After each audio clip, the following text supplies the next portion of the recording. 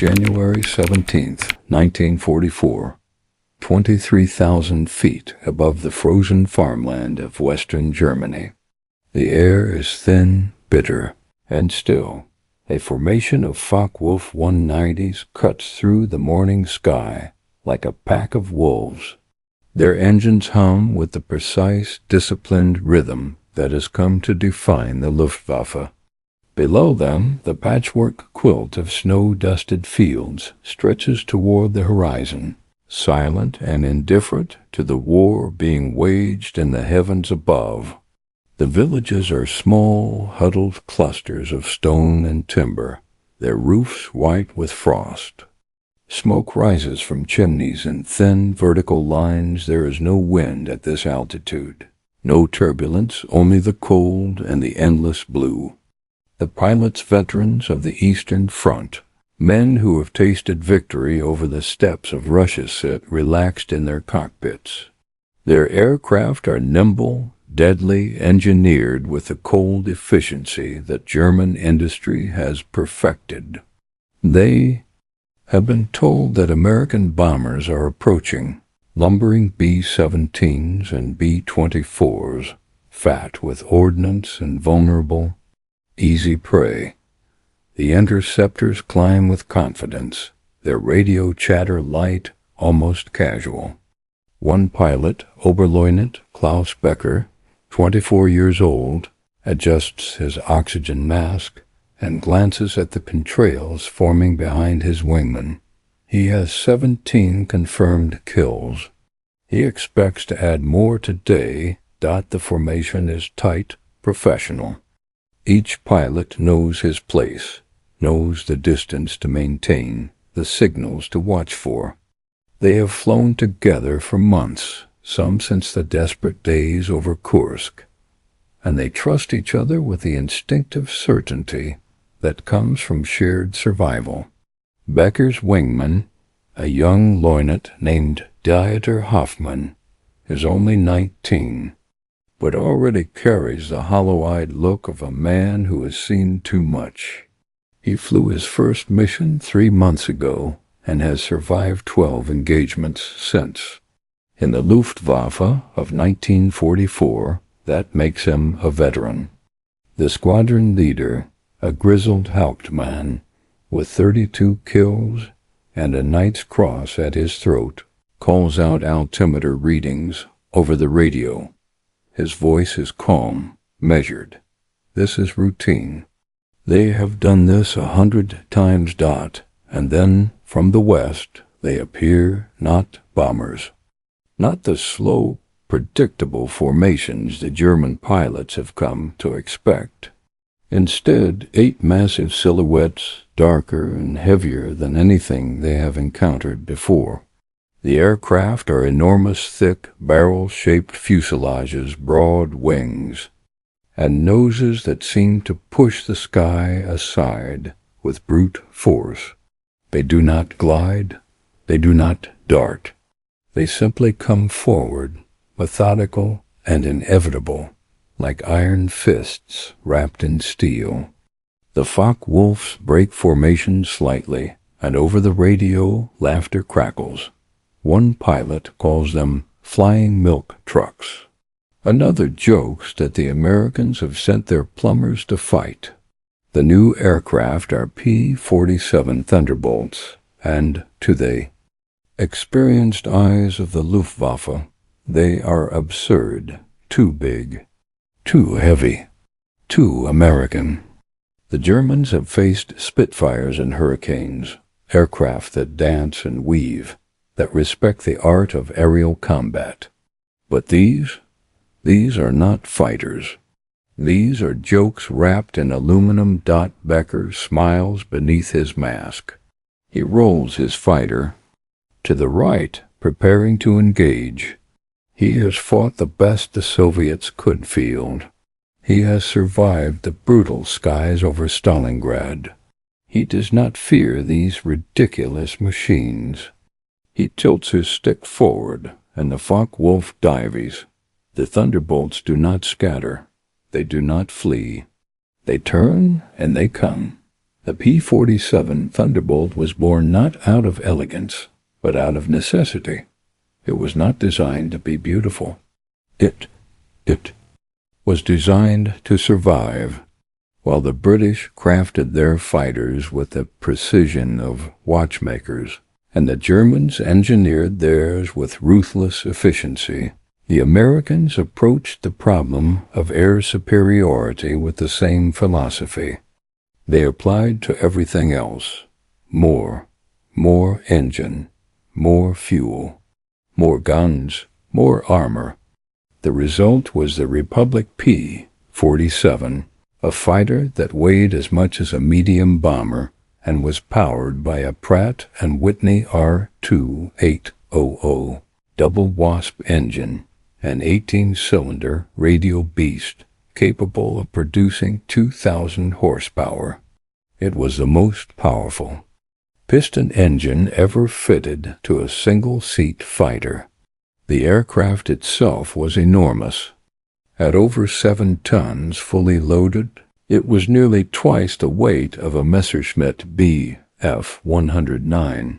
Its fuselage was so wide that pilots joked they could walk around inside. Its wings were thick, sturdy, designed to carry not just fuel, but 8.50 caliber. Browning machine guns, 4 in each wing, each capable of firing 800 rounds per minute. The total firepower of a single Thunderbolt was devastating, a combined rate of fire exceeding 100 rounds per second. When all 8 guns opened up, the aircraft shuddered, and the target, whatever it was, ceased to exist. The design philosophy behind the P-47 was radical for its time. Most fighter aircraft of the era prioritized agility and speed, sacrificing protection for performance. The Spitfire, with its graceful elliptical wings, could turn inside almost any opponent. The Bf-109 could climb like a homesick angel and dive away from trouble. The Zero, flown by Japanese pilots in the Pacific, was so light and maneuverable it could practically hover in the air. But the P-47 was different. It was built on the assumption that American pilots would not always have the advantage of position or surprise, that they would be outnumbered, that they would take hits. So Republic Aviation, under the direction of designer Alexander Kartveli, built a fighter that could absorb punishment and keep flying. The cockpit was surrounded by armor plate. The engine was protected by thick steel. The fuel tanks were self-sealing, designed to close around bullet holes and prevent catastrophic fires. The aircraft was so overbuilt, so heavily constructed, that German pilots who examined captured Thunderbolts were astonished. One Luftwaffe engineer inspecting a downed P-47 in France reportedly said, "This is not a fighter. This is a flying tank." But in early 1943, when the first P-47s arrived in England, the European theater greeted them with skepticism. British pilots, accustomed to the nimble Supermarine Spitfire, looked at the Thunderbolt and saw a truck with wings. American bomber. Crews, desperate for escort fighters, wondered how something so large could possibly protect them. And the Germans? The Germans saw a target. Luftwaffe intelligence officers studied reconnaissance photos of the new American fighter and dismissed it. The reports were clear. The P-47 was too heavy to dogfight, too slow to catch a Messerschmitt. In a climb, too cumbersome to evade a Focke-Wulf in a turn. It was, they concluded, a failure before it even entered combat. German pilots were briefed accordingly. Avoid head-on attacks. Exploit its weight. Draw it into a turning fight, and it will fall like a stone for a few months. This assessment seemed accurate. The early P-47 missions were plagued with problems. The aircraft had a limited range, barely enough to escort bombers to the German border before turning back. Its cockpit was cramped despite the plane's size, and pilots complained of poor visibility. The turbo supercharger, which gave the Thunderbolt its high-altitude performance, was temperamental, prone to failure in the cold European skies. Several pilots were forced to bail out over the English Channel when their engines failed. Others returned to base with shrapnel holes in their wings, shaken but alive, and grudgingly admitted that the Thunderbolt's ruggedness had saved their lives. But survival was not victory. The Luftwaffe continued to dominate the skies over Germany, and the American bomber offensive bled. The losses were staggering. On October 14, 1943, in a raid later known as Black Thursday, the 8th Air Force lost 60 B-17s in a single mission to Schweinfurt. 600 men were killed, wounded, or captured in one day. The bomber crews, flying in their unheated, unpressurized fortresses at 25,000 feet, watched their comrades die and wondered if the war could even be won. The P-47s escorted them as far as they could, but when the Thunderbolts turned back at the German border, the bombers were alone, and the Luftwaffe was waiting. And then, slowly, the war began to change. By the winter of 1944, the P-47 had evolved. Engineers had fitted external fuel tanks beneath the wings, extending its range deep into German airspace. Pilots had learned to fight the aircraft not as a dogfighter but as something else entirely, a predator that struck from above, that used speed and altitude to dictate the terms of engagement. The Thunderbolt could not outturn a German fighter, but it did not need to.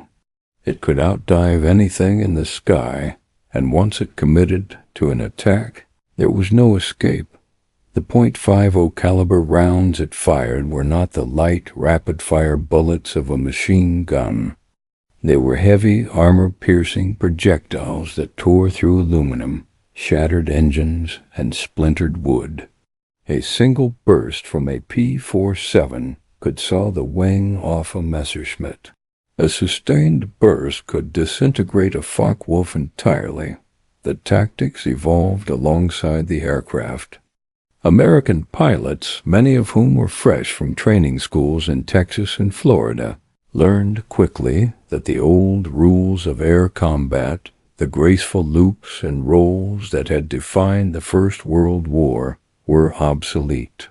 In the skies over Germany, survival depended on teamwork, discipline, and an understanding of physics that would have impressed an engineer. The P-47 was fast in a dive, faster than any German fighter, and American pilots used that speed like a weapon. They would climb to 30,000 feet, higher than most Luftwaffe interceptors could reach, and wait. When they spotted enemy fighters below, they would roll over and dive, building up speed until the airframe rattled and the controls stiffened. By the time they reached the German formation, they were traveling at over 500 miles per hour, too fast to be intercepted, too fast to be evaded. They would fire a burst, tearing through the enemy formation like a bullet through paper, and then they would climb away, using their speed and momentum to claw back altitude before the Germans could respond. It was not elegant. It was not chivalrous. But it worked.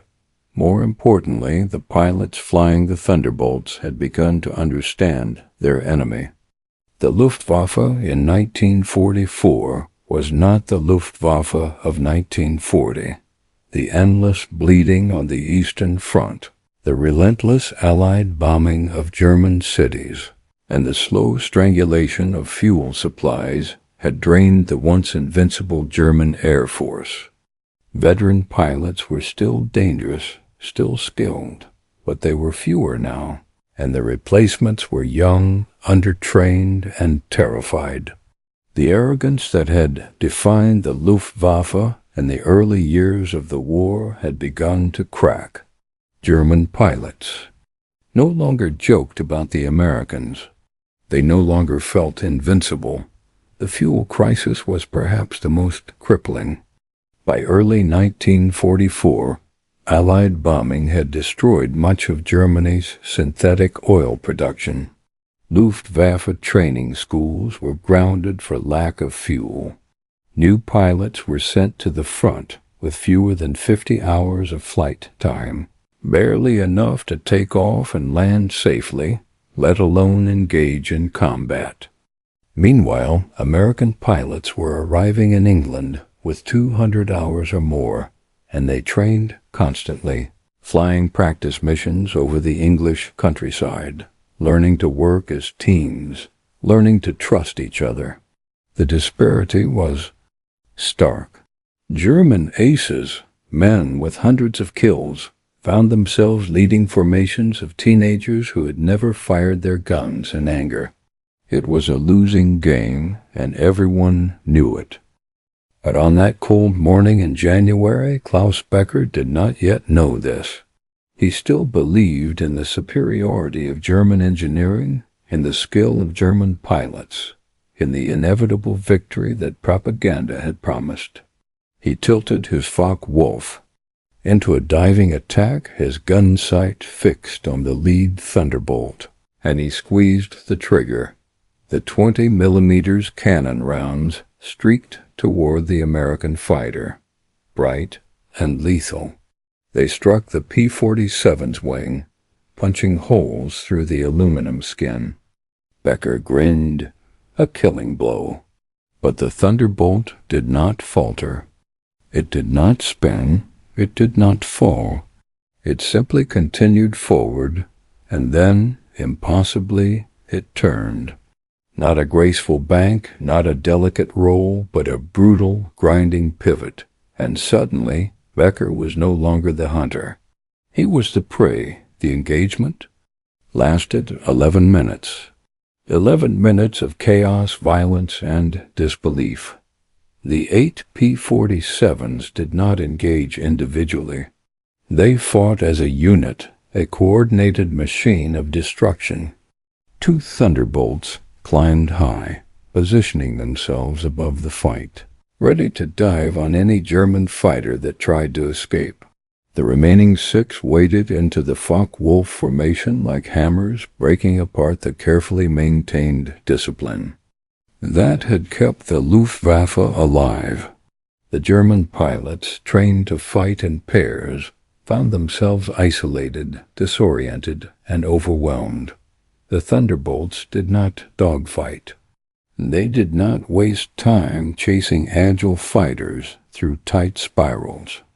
Instead, they struck hard and fast, their 8 machine guns roaring in unison, and then they climbed away, using their massive engines to claw back. Altitude before the Germans could retaliate, the sound of the P-47's guns was unlike anything else in the sky. Each .50 caliber Browning fired with a deep, throaty bark, and when all 8 opened up simultaneously, the noise was deafening, a tearing, ripping sound that could be heard for miles. The tracer's every 5th round was a tracer, glowing white-hot as it streaked through the air-created lines of fire that connected the Thunderbolts to their targets. German pilots who survived encounters with P-47s would later describe the experience as terrifying. The tracers seemed to come from everywhere at once, and the sheer volume of fire was overwhelming. It was not precise. It did not need to be. The Americans simply filled the sky with lead, and anything in their path was destroyed.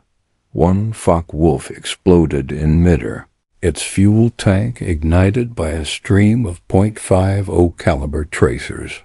The pilot, a veteran from the Eastern Front, never had time to bail out. His aircraft disintegrated in a ball of orange flame, and the debris tumbled toward the frozen fields below.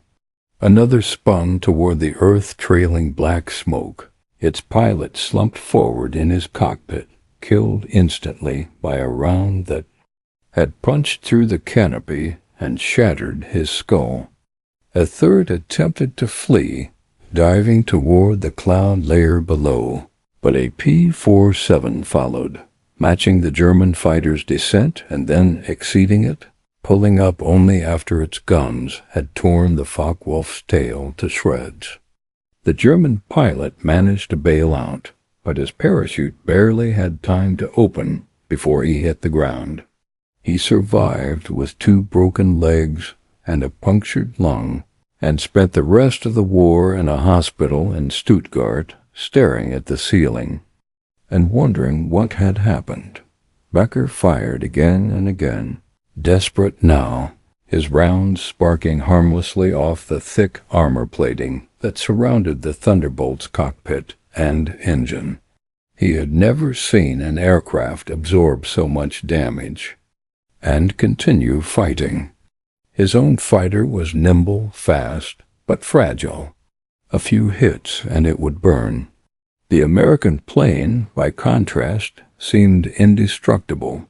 He tried to turn inside the Thunderbolt to exploit its weight, but the American pilot did not follow. Instead, the P-47 climbed, straight up, its engine screaming with power, and then it rolled over and came down like a guillotine. Becker broke left, his heart pounding. He was out of ammunition. His wingman was gone, disappeared into the clouds or dead, he did not know. The radio was silent now, no more jokes, no more laughter. Only static, and the faint, desperate calls of pilots asking for help that would not come. He pushed his throttle forward and dove, abandoning the fight, abandoning his squadron, thinking only of survival. The Thunderbolt did not pursue. It had other targets. When the engagement ended, 11 Focke-Wulfs had been destroyed or damaged beyond repair. Not a single P-47 was lost. One returned to base with over 200 bullet holes stitched across its wings and fuselage. Another landed with a shattered canopy and a wounded pilot who refused to be evacuated until he had debriefed his commanding officer. The gun camera footage, reviewed later that evening, showed the brutal efficiency of the Thunderbolts. The tapes did not lie. The Germans had been outmatched, outfought, and outgunned. The American pilots did not celebrate. They simply rearmed, refueled, and prepared for the next mission. The pilot of the lead Thunderbolt, a captain from Michigan named Robert Shaw, filed his report with the same mechanical precision he brought to combat. He described the engagement in clipped, technical language: altitude, airspeed, ammunition expended, enemy aircraft destroyed. He did not mention the fear, the adrenaline, the way his hands had shaken when he climbed out of the cockpit. He did not mention the image that would stay with him for the rest of his life: a German pilot, visible for just a moment through the canopy of a burning Focke-Wulf, his mouth open in a scream that Shaw could not hear. War, Shaw had learned, was not about glory. It was about doing the job and going home. And the P-47 was very good at bringing men home. The laughter of the Luftwaffe died that winter. Not all at once, but in moments like this, scattered across the frozen skies of Europe. The P-47 became known not as a joke, but as the Jug, a nickname born of affection and respect. It was heavy, yes. Ungainly, yes. but it brought its pilots home. It absorbed punishment that would have obliterated lesser aircraft, and it delivered violence with a cold, mechanical precision that terrified its enemies. German pilots began to recognize the distinctive shape of the Thunderbolt at a distance, and many chose to disengage rather than fight. Intelligence reports from captured Luftwaffe officers revealed a growing dread. The Americans, they said, did not fight like gentlemen. They fought like factory workers, relentless, efficient, unstoppable. They did not care about honor or tradition. They cared about winning. And the P-47 embodied this philosophy perfectly. It was not a scalpel. It was a sledgehammer. It was not designed to impress or inspire. It was designed to destroy. Every aspect of its construction reflected American industrial might. The aircraft was produced in staggering numbers, over 15,000 units, would eventually roll off the assembly lines built in factories that operated around the clock, staffed by workers who had never seen combat, but who understood that every rivet, every weld, every panel contributed to victory. The machine guns it carried were the same Browning M2s used in ground vehicles, in bombers, in defensive positions across every theater of the war. The ammunition was standardized, interchangeable, mass-produced. There was no scarcity, no rationing. When a P-47 pilot squeezed his trigger, he was not conserving bullets. He was delivering abundance, measured in lead and fury. The Republic Aviation Factory in Farmingdale, Long Island, became a model of wartime production. At its peak, the plant employed over 25,000 workers, many of them women who had never set foot in a factory before the war. They worked 12-hour shifts, 6 days a week, assembling Thunderbolts with an efficiency that would have impressed Henry Ford. The factory floor was massive, nearly a mile long, and it hummed with the sound of riveting guns and hydraulic presses. Components arrived from suppliers across the country, engines from Connecticut, propellers from Ohio, instruments from New Jersey, and were assembled into finished aircraft in a matter of days. At the height of production, a new P-47 rolled off the line every 63 minutes. The Germans, by contrast, were struggling to produce a few dozen fighters per month. The mathematics of industrial warfare were brutal, and they favored America. The Thunderbolt became a symbol, not just of American air power, but of American ideology. It was large because America had the resources to make it large. It was powerful because America had the industry to make it powerful. It was survivable because American pilots were not expendable. They were valuable, trained at great expense, and their lives mattered. The Germans built fighters that were fast and deadly, but fragile. The Japanese built fighters that were agile and light, but unarmored.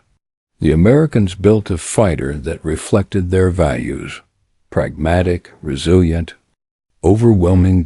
By the spring of 1944, the P-47 was no longer a curiosity. It was the backbone of the American fighter force in Europe. It escorted bombers deep into Germany, strafed trains and airfields, engaged enemy fighters on equal terms, and often won. It flew in all weather, in all seasons, and it kept flying. When lesser aircraft would have been grounded, pilots who had once complained about its weight and size now refused to fly anything else. They trusted the Thunderbolt in a way they trusted no other machine. It had saved their lives too many times. The aircraft's versatility became legendary. In addition to its role as a bomber escort and air superiority fighter, The P-47 proved to be a devastating ground attack platform, equipped with bombs and rockets. It could obliterate German supply columns, destroy locomotives, and reduce bunkers to rubble. Pilots would dive from altitude, release their ordnance, and then strafe targets with their 8 machine guns before climbing away. The Germans called these attacks Jabo raids, short for Jagd Bomber, fighter bomber, and they came to fear them more than the strategic bombing raids. The heavy bombers came at predictable times, following predictable routes. The Thunderbolts could strike anywhere, anytime, and there was no defense against them. Klaus Becker survived that January morning. He returned to his base shaken, his aircraft riddled with holes, his squadron decimated. He filed his report with numb precision, describing the engagement in clinical terms, avoiding the word that haunted him: defeat. His commanding officer read the report in silence, and then filed it away with dozens of others that told the same story. The Luftwaffe was losing control of the skies. The Americans were not superior pilots, not yet, but their machines were superior, and their numbers were overwhelming. Every week more P-47s arrived. Every week fewer German fighters returned. The mathematics of attrition were inescapable. Becker flew again the next day, and the day after that, because there was no choice. But the confidence was gone. The laughter was gone. When he saw the silhouette of a Thunderbolt now, he felt not contempt, but fear, and he was not alone. Across the Luftwaffe, from the veteran aces to the fresh recruits, the same realization was spreading. The Americans did not need to be better. They just needed to be relentless. And they were . In the officers' mess that night, Becker sat alone, staring at a glass of schnapps he could not bring himself to drink. Around him, the other pilots were silent. Hoffman was dead, confirmed by a farmer who had seen his aircraft crash into a barn. 3 others were missing, presumed dead. The squadron had been gutted. The base commander had already sent a telegram to Berlin requesting replacements, but everyone knew the replacements would be worse than useless boys, with a few hours of flight time and no understanding of what they were flying into. Becker thought about the American pilot who had nearly killed him, the way the Thunderbolt had absorbed his cannon fire and simply kept coming. He thought about the way the Americans fought, without elegance or mercy, just brutal, overwhelming force. He thought about the fact that the war, which had once seemed so winnable, now felt like a slow march toward oblivion. In the months that followed, the P-47 would claim thousands of victories. It would destroy locomotives, factories, and bridges. It would strafe columns of retreating German soldiers and obliterate parked aircraft on the ground. It would become one of the most successful fighter bombers of the war, a versatile weapon that could hunt in the sky or strike the earth with equal ferocity. But its greatest achievement was not measured in kills or tonnage destroyed. It was measured in the slow, inexorable breaking of German confidence. The Luftwaffe had entered the war believing it was invincible. The P-47 taught it otherwise. By the summer of 1944, the air war over Europe had fundamentally changed. The Luftwaffe, once the terror of the skies, was reduced to a shadow of its former self. German pilots flew less and less frequently, conserving fuel for the inevitable Allied invasion. When they did fly, they were outnumbered, outgunned, and outmatched. The Thunderbolts, along with their lighter, longer-ranged cousins, The P-51 Mustangs ranged freely over Germany, attacking targets of opportunity and hunting for enemy fighters. The skies, once contested, now belonged to the Allies, and the P-47 had played a central role in that transformation. There is a photograph taken in late 1944 of a P-47 Thunderbolt sitting on a muddy airfield in France. The aircraft is battered, its paint chipped and faded, its nose art a cartoon thunderbolt, striking a swastika barely visible beneath layers of grime and oil.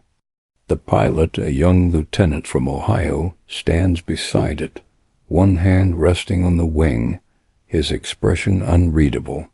He has flown 63 missions. He has been shot at more times than he can count. He has seen friends die. But he has also seen the war turn. He has watched the Luftwaffe retreat, watched German cities burn, watched the endless columns of American bombers stream eastward unopposed. He knows, with the quiet certainty of a man who has survived when others have not, that the war is ending, that it was always going to end this way. Because the Thunderbolt was never just an aircraft. It was a promise that America would outbuild, outfight, and outlast its enemies. That freedom, messy and imperfect and industrial, would triumph over tyranny. That young men from farms in Iowa and factories in Detroit could climb into machines they barely understood and defeat the best pilots Germany could field.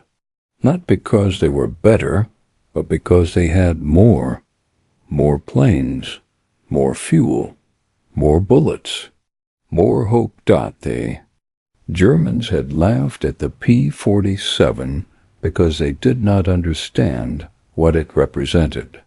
They saw only its size, its weight, its ungainly shape.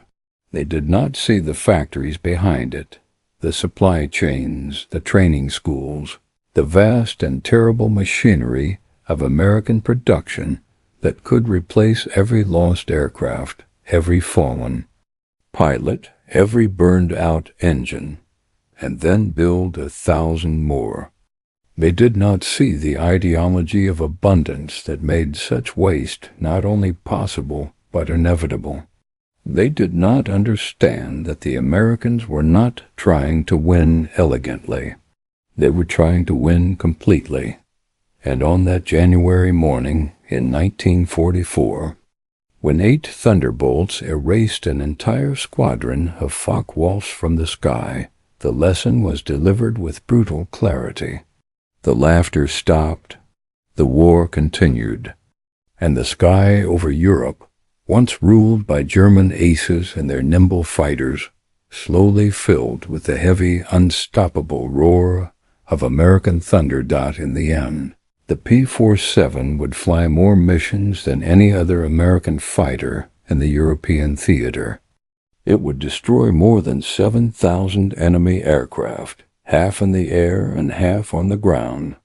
It would drop 132,000 tons of bombs and fire 135 million rounds of ammunition. It would suffer losses, yes, thousands of Thunderbolts would be shot down, and thousands of pilots would die, but the production lines never stopped. For every P-47 lost, 2 more were built. For every pilot killed, 3 more graduated from training. The arithmetic was pitiless, and it was decisive. The statistics tell only part of the story. Behind every number was a man, a life, a story that would never be fully told.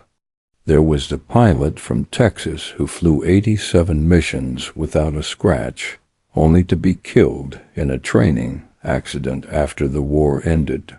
There was the gunner on a B-17 who watched a P-47 shoot down 3 German fighters in 30 seconds, saving his bomber from certain destruction. There was the German mechanic who examined a captured Thunderbolt and wrote in his diary, "This aircraft is a fortress. We cannot win against such machines." There was the factory worker in Long Island who riveted together the wing section of a P-47 that would later save the life of a pilot she would never meet. These stories, multiplied by thousands, woven together across continents and years, form the true history of the Thunderbolt. The war did not end because of the P-47 alone, but it ended in part because of what the P-47 represented. It was the manifestation of a nation that had decided to fight with everything it had, to pour its factories, its fields, its people into the machinery of war, and to keep pouring until victory was assured. It was not heroic in the classical sense. It was industrial, relentless, inevitable. The German pilots who survived the war, men like Klaus Becker, would remember the Thunderbolt for the rest of their lives. They would remember the sound of its engine, the roar of its guns, the way it seemed to absorb damage and continue fighting. They would remember the moment they realized that the war was lost, not because they lacked courage or skill, but because they were fighting a nation that had more of everything and was willing to use it all. Becker survived the war. He was shot. Down twice more, the second time in April 1945, just weeks before Germany's surrender. He bailed out over Bavaria and walked for 3 days before surrendering to American troops. He spent 6 months in a POW camp, and when he was finally released and allowed to return home, he found that his city, Cologne, had been reduced to rubble. He never flew again. He got a job as a mechanic, married a school teacher, had 3 children. He lived quietly, never speaking about the war, except once, late in his life, when a grandson asked him what it had been like to fly. Becker was silent for a long time, and then he said, "We thought we were invincible. And then we met the Americans. They did not care about being invincible. They only cared about winning. And in the end, that was enough. The Thunderbolt did not ask to be loved. It did not need to be elegant. It only needed to win. And it did. Somewhere, over the frozen fields of Germany, the sky still echoes with the thunder.